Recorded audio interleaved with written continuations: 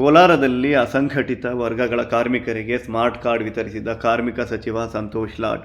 ಇಂದು ವಿವಿಧ ಅಸಂಘಟಿತ ವಲಯ ಕಾರ್ಮಿಕರ ಅಭಿವೃದ್ಧಿಗೆ ಪೂರಕವಾಗಿ ರಾಜ್ಯ ಸರ್ಕಾರ ಹಲವಾರು ಯೋಜನೆಗಳನ್ನು ಜಾರಿಗೊಳಿಸಿದೆ ಎಂದು ಕಾರ್ಮಿಕ ಸಚಿವ ಸಂತೋಷ್ ಲಾಡ್ ತಿಳಿಸಿದರು. ಕೋಲಾರ ನಗರದ ಹೊರವಲಯದಲ್ಲಿರುವ ನಾರಾಯಣಿ ಕನ್ವೆನ್ಷನ್ ಹಾಲ್ನಲ್ಲಿ ಕರ್ನಾಟಕ ಕಟ್ಟಡ ಮತ್ತು ಇತರೆ ನಿರ್ಮಾಣ ಕಾರ್ಮಿಕರ ಕಲ್ಯಾಣ ಮಂಡಳಿ, ರಾಜ್ಯ ಅಸಂಘಟಿತ ಕಾರ್ಮಿಕ ಸಮಾಜ ಭದ್ರತಾ ಮಂಡಳಿ, ಸಾರಿಗೆ ಇಲಾಖೆ, ಜಿಲ್ಲಾಡಳಿತ ಹಾಗೂ ಜಿಲ್ಲಾ ಪಂಚಾಯತ್ ಸಂಯುಕ್ತಾಶ್ರಯದಲ್ಲಿ ಆಯೋಜಿಸಲಾಗಿದ್ದ ಜಿಲ್ಲೆಯ ಅಸಂಘಟಿತ ವರ್ಗಗಳ ಕಾರ್ಮಿಕರಿಗೆ ಸ್ಮಾರ್ಟ್ ಕಾರ್ಡ್ ವಿತರಣೆ ಹಾಗೂ ಅರಿವು ಕಾರ್ಯಕ್ರಮವನ್ನು ಉದ್ಘಾಟಿಸಿ ಅವರು ಮಾತನಾಡಿದರು. ದೇಶದಲ್ಲಿ 91% ಅಸಂಘಟಿತ ವಲಯದ ಕಾರ್ಮಿಕರನ್ನು ಗುರುತಿಸಲಾಗಿದ್ದು, ಅವರ ಜೀವನ ಭದ್ರತೆಗೆ ನೆರವಾಗುವಂತಹ 10 ಹಲವು ಯೋಜನೆ ಕಾರ್ಯಕ್ರಮಗಳನ್ನು ರಾಜ್ಯ ಸರ್ಕಾರ ರೂಪಿಸಿದೆ. ಗಿಗ್ ಬಿಲ್, ಸಿನಿ ಬಿಲ್, ಸಾರಿಗೆ ಬಿಲ್, ಆಶಾದೀಪ ಯೋಜನೆ, ಡಾಕ್ಟರ್ BR ಅಂಬೇಡ್ಕರ್ ಸಹಾಯ ಹಸ್ತ ಯೋಜನೆ, ಹೊರಗುತ್ತಿಗೆ ನೌಕರರಿಗೆ ಸಮಾನ ಕೆಲಸಕ್ಕೆ ಸಮಾನ ವೇತನ ಪ್ರಮುಖ ಯೋಜನೆಗಳಾಗಿವೆ. ರಾಜ್ಯ ಸರ್ಕಾರ 2 ವರ್ಷಗಳನ್ನು ಯಶಸ್ವಿಯಾಗಿ ಪೂರೈಸಿದ್ದು, ಸರ್ಕಾರದ ಪಂಚ ಗ್ಯಾರಂಟಿ ಯೋಜನೆಗಳು ಸಮರ್ಪಕವಾಗಿ ರಾಜ್ಯದ ಮೂಲೆ ಮೂಲೆಗೆ ತಲುಪುತ್ತಿವೆ. ಗ್ಯಾರಂಟಿ ಯೋಜನೆಗಳಿಗಾಗಿ ವರ್ಷಕ್ಕೆ 60,000 ಕೋಟಿ ರು ವೆಚ್ಚವಾಗಲಿದ್ದು, 5 ವರ್ಷಗಳಿಗೆ 3 ಲಕ್ಷ ಕೋಟಿ ರು ವ್ಯಯವಾಗಲಿದೆ. ತಲಾದಾಯ GDPಯಲ್ಲಿ ರಾಜ್ಯ ಅಗ್ರಸ್ಥಾನದಲ್ಲಿದೆ. GST ಸಂಗ್ರಹದಲ್ಲಿ ದೇಶದಲ್ಲಿಯೇ ರಾಜ್ಯ 2ನೇ ಸ್ಥಾನದಲ್ಲಿದೆ ಎಂದು ಸಂತೋಷ್ ಲಾಡ್ ತಿಳಿಸಿದರು. ನಮ್ಮ ನಂಜೇಗೌಡ ಸಾಹೇಬ್ ಹೇಳ್ತಾ ಇದ್ದಾರೆ 5 ಗ್ಯಾರಂಟಿಗಳು. ನೀವು ದಯಮಾಡಿ ಅರ್ಥ ಮಾಡ್ಕೊಳ್ಳಿ, ಬಿಜೆಪಿ ಅವರು ಇಡೀ ದೇಶದಲ್ಲಿ ಯಾವುದೋ ಒಂದು ಬೇರೆ ರೀತಿಯಾದಂತಹ ವಾತಾವರಣವನ್ನ ಬಿತ್ತಲಿಕ್ಕೆ ಒಂದು ಪ್ರಯತ್ನ ಮಾಡ್ತಾ ಇದ್ದಾರೆ. ಯಾಕೆ ಮಾಡ್ತಾ ಇದ್ದಾರೆ ಅಂತಂದ್ರೆ, ಕಳೆದ 10 ವರ್ಷದಲ್ಲಿರ್ತಕ್ಕಂಥ ಕೇಂದ್ರ ಸರ್ಕಾರ 15 ವರ್ಷ ಮೋದಿ ಸಾಹೇಬರು 3ನೇ ಟರ್ಮ್ ಗೆದ್ದಿದ್ದಾರೆ. 20 ರಾಜ್ಯಗಳಲ್ಲಿ ದೇಶದಲ್ಲಿ ಬಿಜೆಪಿ ಇದೆ. ನೀವು ಪ್ರಶ್ನೆ ಮಾಡಿ ಕೇಳಬೇಕು. ನಾವು ಅಧಿಕಾರಕ್ಕೆ ಬಂದ್ವಿ, ಅಧಿಕಾರಕ್ಕೆ ಬಂದ ನಂತರ ಇವತ್ತು ವರ್ಷಕ್ಕೆ 60,000 ಕೋಟಿ 5 ಗ್ಯಾರಂಟಿಗಳಿಗೆ 60,000 ಕೋಟಿ ವರ್ಷಕ್ಕೆ 60,000 ಕೋಟಿ ಅಂದ್ರೆ 5 ವರ್ಷಕ್ಕೆ ಎಷ್ಟಾಯ್ತು? कितना बजे बेटा ऐसा बोलो, बिरयानी खाया कैसा सर भाग रहे क्या? 3 ಲಕ್ಷ ಕೋಟಿ ಎಷ್ಟಮ್ಮ? ವರ್ಷಕ್ಕೆ 60,000 ಕೋಟಿ, 5 ವರ್ಷಕ್ಕೆ 3 ಲಕ್ಷ ಕೋಟಿ. ಭಾರತ ದೇಶ ಇತಿಹಾಸದಲ್ಲಿ ಯಾವುದೇ ರಾಜ್ಯದಲ್ಲಿ ಇಂಥ ಕಾರ್ಯಕ್ರಮ ಇಲ್ಲ. ಇದ್ರೆ ಕರ್ನಾಟಕ ರಾಜ್ಯದಲ್ಲಿ ಕಾಂಗ್ರೆಸ್ ಸರ್ಕಾರ ಸಿದ್ದರಾಮಯ್ಯ ಮಾಡತಕ್ಕಂಥ ಕಾರ್ಯಕ್ರಮ. ನಾವು 3 ಲಕ್ಷ ಕೋಟಿ ಕೊಟ್ರೆ ಕೇಂದ್ರದಲ್ಲಿರ್ತಕ್ಕಂಥ ಮೋದಿ ಸಾಹೇಬ್ ಸರ್ಕಾರ ಇವತ್ತು ಬಿಜೆಪಿ 20 ರಾಜ್ಯಗಳಲ್ಲಿದೆ. ಯಾವ ರಾಜ್ಯಗಳಿಗೂ ಇಂಥ ಕಾರ್ಯಕ್ರಮ ಇಲ್ಲ. ಅದಕ್ಕೆ ಬಿಜೆಪಿ ಒಟ್ಟಿ ಉರಿ. ಸಿದ್ದರಾಮಯ್ಯ ಅವರು ಕಾಂಗ್ರೆಸ್ನವರು ಯಾವ ಈ ರೀತಿ ಕಾರ್ಯಕ್ರಮ ಕೊಟ್ಬಿಟ್ರು ಅವ್ರಿಗೆ ಅನಾನುಕೂಲ ಆಗಿದೆ. ಯಾಕೆ ಹೇಳ್ತಾ ಇದ್ದೀನಿ ಮಾತು ಅಂತಂದ್ರೆ, ಕಳೆದ 11 ವರ್ಷದಲ್ಲಿ 14 ಲಕ್ಷ ಕೋಟಿ ಎಷ್ಟು ಪತ್ರಿಕಾ ಮಾಧ್ಯಮದವರು ಬಿಜೆಪಿ ಕೇಳಬೇಕು.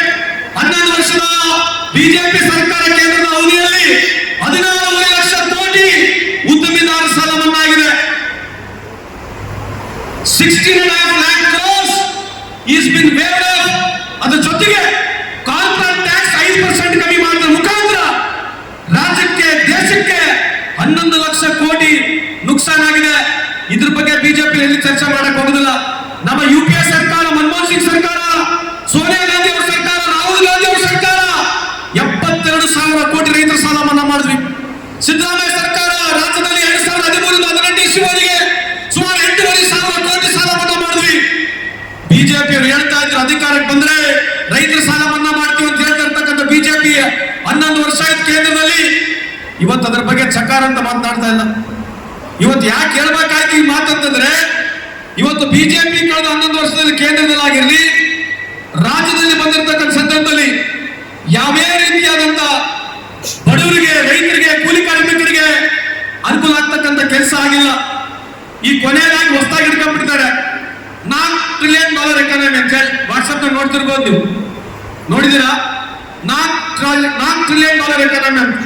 ಏನು $4 ಟ್ರಿಲಿಯನ್ ಎಕಾನಮಿ? ಇದಕ್ಕೆ $4 ಟ್ರಿಲಿಯನ್ ಎಕಾನಮಿ ಬೇಕಾಗಿದ್ರೆ ಚಪ್ಪಲಿ ಚಿಕಿತ್ಸೆ ಮೋದಿ ಸಾಹೇಬರೇನು ಪ್ರೈಮ್ ಮಿನಿಸ್ಟರ್ ಆಗ ಅವಶ್ಯಕತೆ ಇದ್ದಿಲ್ಲ. ಯಾವುದೇ ಒಬ್ಬ ಸಾಮಾನ್ಯ ಜನನು ಈ ದೇಶದ ಪ್ರಧಾನಮಂತ್ರಿ ಆಗ್ತಿತ್ತು. ಯಾಕೆ ಆಗ್ತಾ ಇತ್ತು ಅಂತಂದ್ರೆ 145 ಕೋಟಿಯ ಜನಸಂಖ್ಯೆಯ ವಹಿವಾಟನ 145 ಕೋಟಿ ಜನಸಂಖ್ಯೆಯ ವಹಿವಾಟು ವರ್ಷಕ್ಕೆ ನೀವು ಅಂದಾಜು ಮಾಡಿದ್ರೆ ಅದು $4 ಟ್ರಿಲಿಯನ್ ಹೋಗುತ್ತೆ.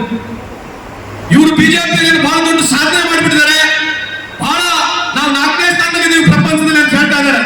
ಅದ್ರ ಬಗ್ಗೆ ಸ್ಪಷ್ಟೀಕರಣ ಕೊಡ್ಲಿಕ್ಕೆ ಇಚ್ಛೆ ಬಯಸ್ತೀನಿ. ಪತ್ರಿಕಾ ಮಾಧ್ಯಮದಲ್ಲಿ ಹೇಳಿದ್ರಿ, ದೇಶದ ಪ್ರಗತಿ ಕೇವಲ ನಿಮ್ಮ GDP ಮೇಲೆ ಹೋಗೋದಲ್ಲ, ಪರ್ ಕ್ಯಾಪಿಟಲ್ ಇನ್ಕಮ್ ಹೋಗುತ್ತೆ. ಸಮಾನಾಗಿರ್ತಕ್ಕಂಥ ವಿಧಾನ ಪರಿಷತ್ ಸದಸ್ಯರಾಗಿರ್ತಕ್ಕಂಥ ಅನಿಲ್ ಕುಮಾರ್ ಅವರೇ, ಸಮಾರಂಭದಲ್ಲಿ ನಮ್ಮ ಕಾಂಗ್ರೆಸ್ ಪಕ್ಷದ ಅತ್ಯಂತ ಹಿರಿಯರು, ನಮ್ಮ ಗ್ಯಾರಂಟಿ ಸಮಿತಿ ಅಧ್ಯಕ್ಷರಾಗಿರ್ತಕ್ಕಂಥ ಶಿವಕುಮಾರ್ ಅವರೇ, ಈ ಒಂದು ಸಮಾರಂಭದಲ್ಲಿ ಪಾಲ್ಗೊಂಡಿರ್ತಕ್ಕಂಥ ಎಲ್ಲ ನಮ್ಮ ಕಾಂಗ್ರೆಸ್ ಪಕ್ಷದ ಬ್ಲಾಕ್ ಅಧ್ಯಕ್ಷರುಗಳೇ, ಪದಾಧಿಕಾರಿಗಳೇ, ಮಹಿಳಾ ಘಟಕದ ಅಧ್ಯಕ್ಷರೇ, ಯುವ ಕಾಂಗ್ರೆಸ್ನ ಮುಖಂಡರುಗಳೇ, NSC ಮುಖಂಡರುಗಳೇ, ಸೇರಿರ್ತಕ್ಕಂಥ ಎಲ್ಲ ಕಾಂಗ್ರೆಸ್ ಪಕ್ಷದ ಅಭಿಮಾನಿಗಳೇ, ಇವತ್ತು ವಿಶೇಷವಾಗಿ ನಿನ್ನೆ ತಾನೇ ನಮ್ಮ ಪಕ್ಷದ ಮುಖಂಡರಾಗಿರ್ತಕ್ಕಂಥ ಇಕ್ಬಾಲ್ ಅವರು ನಿಧನವನ್ನು ಹೊಂದಿದ್ದಾರೆ. ನಾನು ಪಕ್ಷದ ಪರವಾಗಿ, ನಿಮ್ಮೆಲ್ಲರ ಪರವಾಗಿ, ನನ್ನ ವೈಯಕ್ತಿಕ ಪರವಾಗಿ ನಾವಿವತ್ತು ಅವರಿಗೆ ಇಲ್ಲಿ ಶ್ರದ್ಧಾಂಜಲಿಯನ್ನು ಸಲ್ಲಿಸಿದ್ದೇವೆ. ನಾನು ಆ ಭಗವಂತನಲ್ಲಿ ಪ್ರಾರ್ಥನೆ ಮಾಡ್ತೇನೆ, ಅವರಿಗೆ, ಅವ್ರ ಕುಟುಂಬಕ್ಕೆ ಈ ದುಃಖವನ್ನು ಭರಿಸತಕ್ಕಂಥ ಶಕ್ತಿ ಕೊಡಲಿ ಅಂತ ಈ ಸಂದರ್ಭದಲ್ಲಿ ಹೇಳಿ, ಇವತ್ತು ನಾವು ಇಲ್ಲಿ ಬಂದಿರತಕ್ಕಂಥ ಉದ್ದೇಶ ನಮಗೆಲ್ಲ ತಿಳಿದಿದೆ. ಕಾಂಗ್ರೆಸ್ ಪಕ್ಷದ ನಮ್ಮ DK ಶಿವಕುಮಾರ್ ಸಾಹೇಬ್ರ ಏನು ಒಂದು ನಿರ್ದೇಶನ ಇದೆ, ನಾವು ಜಿಲ್ಲಾ ಮಂತ್ರಿಗಳು ಜಿಲ್ಲೆಗೆ ಹೋದಾಗ ಕಾಂಗ್ರೆಸ್ ಪಕ್ಷಕ್ಕೆ ಹೋಗ್ಬೇಕಂತ ಏನು ನಮಗೆ ಒಂದು ತಾಕೀತಿದೆ. ಆ ನಿಟ್ಟಿನಲ್ಲಿ ಇವತ್ತು ನಾವಲ್ಲಿ ಸೇರಿದ್ದೇವೆ. ನನಗೆ ಅತ್ಯಂತ ಪ್ರೀತಿ ವಿಶ್ವಾಸದಿಂದ ನಮ್ಮ ಜಿಲ್ಲೆಯ ಎಲ್ಲ ಶಾಸಕರು, ಪಕ್ಷದ ಅಧ್ಯಕ್ಷರು, ಮುಖಂಡರುಗಳು, ಯುವ ನಾಯಕರುಗಳು ನನ್ನನ್ನು ಅತ್ಯಂತ ಪ್ರೀತಿ ವಿಶ್ವಾಸದಿಂದ ನನಗೇನು ಬರು ಮಾಡಿಕೊಂಡಿದ್ದೀರಿ. ನಾನು ಯಾವಾಗಲೂ ಸದಾ ನಿಮಗೆ ಅಭಾರಿಯಾಗಿತ್ತಂತ ಈ ಸಂದರ್ಭಕ್ಕೆ ಹೇಳಿಕ್ಕೆ ಇಚ್ಛೆಪಡ್ತೀನಿ. ಇವತ್ತು ಹಲವಾರು ವಿಚಾರಗಳು ಮಾತನಾಡಬಹುದು, ಆದರೆ ಸಮಯದ ಅಭಾವ ಇದೆ. ಒಂದು ಮಾತ್ರ ಹೇಳಿಕ್ಕೆ ಇಚ್ಛೆ ಬಯಸ್ತೀನಿ. ಇವತ್ತು ಕಳೆದ 10 ವರ್ಷದಿಂದ ರಾಹುಲ್ ಗಾಂಧಿ ಅವರ ಹೋರಾಟ ಏನು ಕೇಂದ್ರದಲ್ಲಿ ಬಿಜೆಪಿ ವಿರುದ್ಧವಾಗಿ ಹೋರಾಟ ಮಾಡಿ ಇವತ್ತು ದೇಶದಲ್ಲಿ ಒಂದು ಸಂಚಲನ ಮೂಡಿಸ್ತಕ್ಕಂಥ ಕೆಲಸ ಮಾಡಿದ್ದಾರೆ. ಇವತ್ತು ಮಾಧ್ಯಮ ಸ್ನೇಹಿತರಿದ್ದಾರೆ. ರಾಹುಲ್ ಗಾಂಧಿ ಅವರು ಕಳೆದ 10 ವರ್ಷದಿಂದ ಏನು ಹೋರಾಟ ಮಾಡಿದ್ದಾರೆ, ಯಾವ್ಯಾವ ಬಿಜೆಪಿ ಸರ್ಕಾರದ ನಿಯಮಗಳನ್ನ, ಕಾನೂನುಗಳನ್ನ ಅದನ್ನ ತಿದ್ದುಪಡಿ ತರಬೇಕಂತ ಎಷ್ಟು ಸಲ ಹೇಳಿದ್ರು ಕೂಡ ಅವತ್ತು ಬಿಜೆಪಿ ಕೇಳ್ತಾ ಇರಲಿಲ್ಲ. ಇವತ್ತಿನ ದಿನಮಾನಗಳಲ್ಲಿ ರೂಲಿಂಗ್ ಪಾರ್ಟಿಯ ಲೀಡರ್ ಆಗಿರ್ತಕ್ಕಂಥ ಮೋದಿ ಸಾಹೇಬರು, ಅಪೋಸಿಷನ್ ಲೀಡರ್ ಆಗಿರ್ತಕ್ಕಂಥ ರಾಹುಲ್ ಗಾಂಧಿ ಅವರು ಹೇಳಿರ್ತಕ್ಕಂಥದ್ದೇ ಮಾಡ್ತಾ ಇದ್ದಾರೆ. ಇವತ್ತು ನೋಡ್ತಾ ಇದ್ರೆ ಇಡೀ ಭಾರತ ದೇಶದಲ್ಲಿ ಇವತ್ತೇನೋ ರಿಪೀಲ್ ಆಗಿರ್ತಕ್ಕಂಥ ಲಾ ಇರ್ಬೋದು, ನಿಮಗೆ ವಿಶೇಷವಾಗಿ ಡಿಮಾನಿಟೈಸೇಷನ್ ಬಗ್ಗೆ ಮಾತನಾಡಿದ್ರು, ಆಮೇಲೆ ಫಾರಿನ್ ಪಾಲಿಸಿ ಬಗ್ಗೆ ಮಾತನಾಡಿದ್ರು, ಎಲ್ಲರಿಗಿಂತ ಹೆಚ್ಚಾಗಿ GST ಬಗ್ಗೆ ಗಬ್ಬರ್ ಸಿಂಗ್ ಟ್ಯಾಕ್ಸ್ ಅಂತ ಹೇಳಿರ್ತಕ್ಕಂಥದ್ದು ರಾಹುಲ್ ಗಾಂಧಿ ಅವರು, ನೆರೆಗ ಬಗ್ಗೆ ಮಾತನಾಡಿದ್ರು. ಇಂಥ ಹಲವಾರು ವಿಷಯ ಬಗ್ಗೆ ರಾಹುಲ್ ಗಾಂಧಿ ಅವರು ಏನು ಮಾತನಾಡಿದಂಥ ಸಂದರ್ಭದಲ್ಲಿ ಎಲ್ಲ ಜನ ಟೀಕೆ ಮಾಡಿದ್ರು. ಇವತ್ತು ಕೊನೆಗೆ ಎಲ್ಲಿಗೆ ಬಂದಿದೆ ಅಂತಂದ್ರೆ ರಾಹುಲ್ ಗಾಂಧಿ ಅವರು ಏನು ಹೇಳಿದ್ರು ಅದನ್ನೇ ಇವತ್ತು ಬಿಜೆಪಿ ಮಾಡ್ತದೆ. ನಮಗೆ ಖುಷಿ ಇದೆ ಅಂತ ಈ ಸಂದರ್ಭಕ್ಕೆ ಕೇಳಲಿಕ್ಕೆ ಇಚ್ಛೆ ಬಯಸ್ತೀನಿ. ಆದ್ರೆ ಒಂದು ಇದೆ, ಒಟ್ಟು ಬಿಜೆಪಿಯ ಅಧಿಕಾರವನ್ನ ಕೇಂದ್ರದಲ್ಲಿ ಆಗಿರಲಿ, ಮುಂದೆ ಮತ್ತೆ ರಾಜ್ಯದಲ್ಲಿ ಕಾಂಗ್ರೆಸ್ ಬರ್ತಕ್ಕಂಥ ಕೆಲಸ ನಾವು ಮಾಡಬೇಕಾಗಿದೆ. ಇನ್ನೊಂದ್ಸರಿ ಕರೀರಿ, ನಾನು ಬರ್ತೀನಿ. ಸವಿಸ್ತರವಾಗಿ ನಮ್ಮ ಪಕ್ಷದ ಅಭಿವೃದ್ಧಿ, ನಾವು ಮಾಡಿರ್ತಕ್ಕಂಥ ಕೊಡುಗೆ ಈ ದೇಶಕ್ಕೆ, ಕೇಂದ್ರದಲ್ಲಿ ನಾವಿರ್ತಕ್ಕಂಥ ಸಂದರ್ಭದಲ್ಲಿ ಮಾಡಿರ್ತಕ್ಕಂಥ ಕಾರ್ಯಕ್ರಮಗಳು, ಇವರು 10 ವರ್ಷದಲ್ಲಿ ಲೂಟಿ ಹೊಡೆದಿರ್ತಕ್ಕಂಥ ಕಾರ್ಯಕ್ರಮಗಳ ಬಗ್ಗೆ ನನಗೆ ಮಾತಾಡ್ಲಿಕ್ಕೆ ಅವಕಾಶ ತಪ್ಪಿಸ್ಕೊಟ್ರೆ ನಾನು ಬರ್ತೀನಿ, ಮಾತನಾಡ್ತೀನಿ ಈ ಸಂದರ್ಭ ಹೇಳಿ. ಇವತ್ತು ನಮ್ಮ ಸರ್ಕಾರ ಬಂದಾಗ್ಲಿಂದ ವರ್ಷಕ್ಕೆ 60,000 ಕೋಟಿ 5 ಗ್ಯಾರಂಟಿಗಳ ಮೇಲೆ ಖರ್ಚು ಮಾಡ್ತಾ ಇದೀವಿ. ವರ್ಷಕ್ಕೆ 60,000 ಆಗಿದ್ರೆ 5 ವರ್ಷಕ್ಕೆ 3 ಲಕ್ಷ ಕೋಟಿ. ವರ್ಷಕ್ಕೆ 60,000 ಆಗಿದ್ರೆ 5 ವರ್ಷಕ್ಕೆ 3 ಲಕ್ಷ ಕೋಟಿ. 3 ಲಕ್ಷ ಕೋಟಿ ನೇರವಾಗಿ ಬಡವರಿಗೆ ಮುಟ್ತಕ್ಕಂಥ ಕಾರ್ಯಕ್ರಮ ಭಾರತ ದೇಶದಲ್ಲಿ ಯಾವುದೇ ಸರ್ಕಾರ ಮಾಡಿದ್ರೆ ಅದು ನಮ್ಮ ಕರ್ನಾಟಕ ರಾಜ್ಯದಲ್ಲಿ ಸನ್ಮಾನ್ಯ ಸಿದ್ದರಾಮಯ್ಯ ಸರ್ಕಾರ, ಕಾಂಗ್ರೆಸ್ ಸರ್ಕಾರ. ಇವತ್ತು ಬಿಜೆಪಿ ಅವರು ನಮ್ಮಲ್ಲಿ ಹೇಳ್ತಾರೆ ಡೆವಲಪ್ಮೆಂಟ್ ಮಾಡಿಲ್ಲ ಅಂತ ಹೇಳಿ. ಇವತ್ತು ಸರಿ ಸುಮಾರು 83,000 ಕೋಟಿ ಅಷ್ಟು ದುಡ್ಡು ನಾವು ಇವತ್ತು ಡೆವಲಪ್ಮೆಂಟ್ ಮಾಡ್ತಾ ಇದ್ದೀವಿ. ಬಿಜೆಪಿಯ ಕಳೆದ ಸರ್ಕಾರಕ್ಕೂ ನಮ್ಮ ಸರ್ಕಾರಕ್ಕೆ ನೋಡಿದ್ರೆ ಅದಕ್ಕಿಂತ ಸುಮಾರು 25,000 ಕೋಟಿ ಹೆಚ್ಚು ನಾವು ಡೆವಲಪ್ಮೆಂಟ್ ಕೆಲಸ ಮಾಡ್ತಾ ಇದ್ದೀವಿ. ಬಿಜೆಪಿ ಅವರಿಗೆ ಬೇರೆ ಏನು ಉಳಿದೇ ಇಲ್ಲ. ಈ ದೇಶದಲ್ಲಿ ಉಳಿದಿರ್ತಕ್ಕಂಥದ್ದು ಒಂದು ಧರ್ಮ ಸಂಘರ್ಷಣೆ, ಒಂದು ಮುಸಲ್ಮಾನ, ಒಂದು ಪಾಕಿಸ್ತಾನ, ಒಂದು ತಾಲಿಬಾನ್. ಇವು 4 ಅಕ್ಷರ ಬಿಟ್ರೆ ಬಿಜೆಪಿ ಅವರಿಗೆ ಯಾವ ರೀತಿ ಇದೆ ಅಂತ ಭಾಷಣ ಮಾಡಕ್ಕೆ ಬರೋದಿಲ್ಲ. ಇವತ್ತು ಕೆಲವರು ಹೇಳ್ತಾ ಇದ್ದಾರೆ, ಇವತ್ತು ಎಲ್ಲದಕ್ಕೂ ಹೋಗಿ ಒಂದು ಡ್ರಾಮಾ ಮಾಡತಕ್ಕಂಥದ್ದು, ಎಲ್ಲೂ ಹಿಂದೂ ಮುಸ್ಲಿಂ ಗಲಾಟೆ ಆಗುತ್ತೆ, ಅಲ್ಲಿ ಮುತುವರ್ಜಿ ವಹಿಸಿ ಬಹಳ ದೊಡ್ಡದಾಗಿ ಹಿಂದೂ ಪರವಾಗಿ ಒಂದು ವಕಾಲತ್ ಆಗ್ತಕ್ಕಂಥ ಮಾಡ್ತೀವಿ. ಈ ಹಿಂದೂ ವಕಾಲತ್ ಆಗಕ್ಕೆ ಇವರೇನಲ್ಲ. ಈ ದೇಶದಲ್ಲಿರ್ತಕ್ಕಂಥ 85 ಕೋಟಿ ಜನಸಂಖ್ಯೆ ಹಿಂದೂಗಳು, ನಾವೆಲ್ಲರೂ ಪ್ರೌಡ್ ಹಿಂದೂಸ್ ಅಲ್ಲಿ. ಇವರೇ ಏನೋ ಒಂದು ದೊಡ್ಡ ವಕಾಲತ್ ಹಾಕೊಂಡು ಇವರೇ ಹಿಂದೂಗಳು ಲೀಡರ್ ಅಂತಕ್ಕಂಥ ಇದೇನು ಪೋಸ್ ಹೊಡಿತಾ ಇದ್ದಾರೆ. ಅವರಿಗೆ ನಾನು ಸವಾಲನ್ನು ಹೇಳಲಿಕ್ಕೆ ಇಚ್ಛೆ ಬಯಸ್ತೀನಿ. ನಿಮ್ಗೆ ಅಷ್ಟೇ ಹಿಂದೂಗಳ ಬಗ್ಗೆ ಬಹಳ ಅಭಿಪ್ರಾಯ, ಪ್ರೀತಿ, ವಿಶ್ವಾಸ ಇದ್ರೆ ನಿಮ್ಮ ಸೌಕಾರ ಹಿಂದೂಗಳು ಏನಿದ್ದಾರೆ ನಿಮ್ಮ ಪಾರ್ಟಿಗಳಲ್ಲಿ ನೀವು ಮೊದಲು ಅದನ್ನು ಹಂಚಿ ಬಡವ್ರಿಗೆ ಕೊಡ್ರಿ, ಹಿಂದೂ ಬಡವರುಗಳಿಗೆ ಕೊಡ್ರಿ. ಎರಡನೇದು, ನೀವು ಕೊಡ ಶುರು ಮಾಡ್ರಿ. ಬೇರೆ ಬೇರೆ ಸಣ್ಣ ಸಣ್ಣ ಸಮುದಾಯಗಳು ಏನಿದಾವೆ, SC ST OBC ಸಣ್ಣ ಸಮಾಜಗಳು ಏನಿದಾವೆ, ನೀವು ಹಿಂದೂ ಪರ ಬಹಳ ದೊಡ್ಡ ದೊಡ್ಡ ವಕಾಲತ್ ಆಗ್ತಿರಲ್ಲ, ಮೊದಲು ಇಂಟರ್ ಕ್ಯಾಸ್ಟ್ ಮ್ಯಾರೇಜ್ ಹಿಂದೂ ಸಮಾಜದಲ್ಲಿ ಮಾಡಕ್ಕೆ ಮುಂಚೆ ಬರ್ರಿ. ನಾವು ಕಟ್ಟತಕ್ಕಂಥ ಶಿಲ್ಪಗಳು, ನಾವು ಮಾಡ್ತಕ್ಕಂಥ ಗುಡಿಗಳಲ್ಲಿ ನಮಗೆ ಹೋಗಕ್ಕೆ ಅವಕಾಶ ಇಲ್ಲ ಅಲ್ವಾ? ನಮಗೆ ಆ ಗುಡಿಗಳಲ್ಲಿ ಹೋಗಕ್ಕೆ ಅವಕಾಶ ಮಾಡಿಕೊಡಿ. ನರೇಂದ್ರ ಮೋದಿ ಸಾಹೇಬರು ಯಾವ ರೀತಿ ಪೂಜೆ ಮಾಡಿದ್ರು, ಅವ್ರು OBC ಅಂತ ಅವ್ರು ಹೇಳ್ಕೊಂತಾರೆ, ಹೌದಿಲ್ಲ?